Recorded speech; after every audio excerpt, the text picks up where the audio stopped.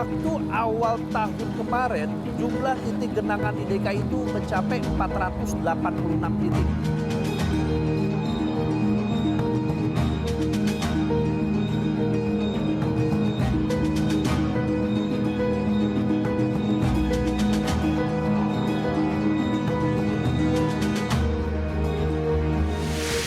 Hujan deras yang terjadi di pertengahan bulan November 2016 berpadu dengan bentang alam yang sudah berubah. Drainase yang buruk hingga sungai dan waduk yang tak sanggup lagi menampung debit air mengakibatkan banjir di sejumlah daerah. Semua itu terjadi di daerah yang bertetangga dengan Jakarta dan kota megapolitan yang merupakan jantung Republik ini harus bersiap karena dilalui 13 sungai. Saya Rudi Andanu, inilah Expose, Sungaimu, Wajahmu.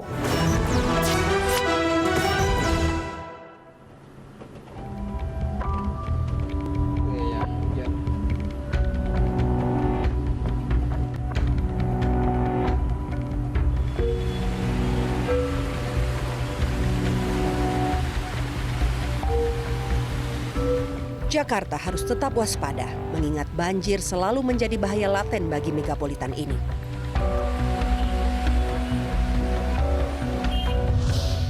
Akhir Agustus lalu, curah hujan yang tinggi pernah membuat kawasan Kemang, Jakarta Selatan dihumbalang air bah.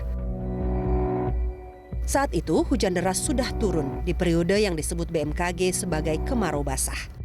Satu keadaan di mana hujan dengan intensitas tinggi turun di akhir musim kemarau. Kawasan yang kerap jadi tempat kongko itu menjadi alarm bagi pemerintah Provinsi DKI Jakarta. Dan warga Jakarta pantas lebih waspada lagi karena puncak hujan diperkirakan terjadi Januari nanti.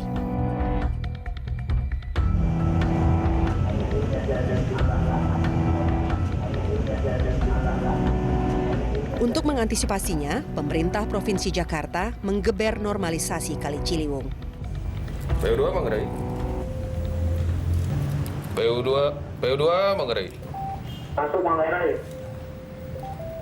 Untuk Taruna bertahan 650, 815-nya cukup terang 86. Julianto Wibowo selalu siaga memantau pintu air Manggarai. Julianto tidak sendiri tapi bekerja bersama 4 kawannya. Untuk Taruna gelombang 12-nya bertahan 650, 815. Pintu air ini merupakan pengatur aliran air yang akan masuk kanal banjir barat.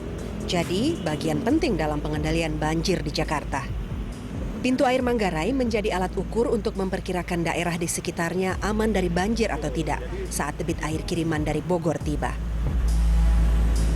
Yang saya harapkan dari pemerintah paling normalisasi aja kali ya, yang dimana sangat berdampak buat aliran Sungai Kali Ciliwung sendiri atau bisa memperlebar aliran Sungai Kali Ciliwung dari hulu ke hilir gitu aja. Ya, normalisasi Kali Ciliwung memang super penting. Dan itulah yang digeber pemerintah Provinsi DKI Jakarta belakangan ini. Meski proyek ini belum rampung 100%, normalisasi Kali Ciliwung ini sudah terasa manfaatnya dalam setahun terakhir. Efeknya sih sangat bermanfaat ya bagi masyarakat sekitar yang tinggal di bantaran Sungai Kali Ciliwung, di mana ada pengurangan tinggi muka air sendiri di pintu air Manggarai. Untuk pengurangannya itu lumayan drastis ya, karena berdampaknya itu sangat mengundang banyaknya air yang tergenang gitu. Dan untuk di Manggarai sendiri ada pengurangan di tinggi muka air. Untuk perbandingannya kita di mana adanya siaga 2 di Katulampa ya, yang seperti dulu itu bisa di Manggarai mencapai 800 sampai 850 cm. Dengan adanya normalisasi Kali Ciliwung dan penambahan daun pintu di Manggarai sendiri itu pengurangannya sangat drastis mencapai 700 atau sampai 750 cm. Tidak mencapai di titik siaga 1.